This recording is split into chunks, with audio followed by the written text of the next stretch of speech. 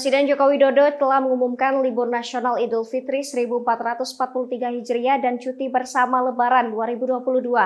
Jokowi mengatakan hari libur nasional Idul Fitri 1443 Hijriah jatuh pada tanggal 2 hingga 3 Mei 2022, sedangkan cuti bersama pada 29 April dan 4 hingga 6 Mei 2022. Menanggapi hal itu, Gubernur Sumatera Selatan Herman Deru mengatakan dengan adanya libur panjang yang diberikan oleh pemerintah pusat, ia meminta agar semua ASN di lingkungan Pemprov Sumatera Selatan dapat memanfaatkan momen ini untuk bersilaturahmi bersama keluarga.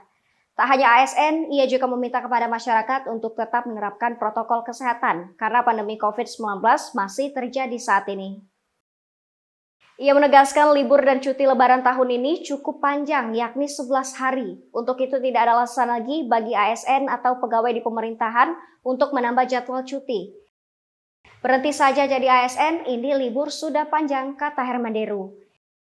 Namun ia mengecualikan jika ada ASN yang memang ada kepentingan mendesak atau hal yang tak diinginkan. Namun untuk itu harus benar-benar membuktikan dengan alasan yang tepat. Tak hanya itu, Herman Deru juga mengeluarkan kebijakan untuk ASN jika ingin mudik menggunakan mobil dinas. Seluruh pegawai jika mau mudik, saya persilakan menggunakan kendaraan dinas baik mobil dinas. Saya persilakan, tapi untuk dibawa mudik harus izin dahulu kepada Sekda, Gubernur Sumatera Selatan Herman Deru. Meski begitu, Herman Deru meminta agar ASN tetap mematuhi aturan yang berlaku. Jika memang ingin menggunakan mobil dinas, harus ada pemberitahuan ke Sekda Sumsel sebagai pemberitahuan jika kendaraan dinas dipergunakan untuk kegiatan di luar kedinasan.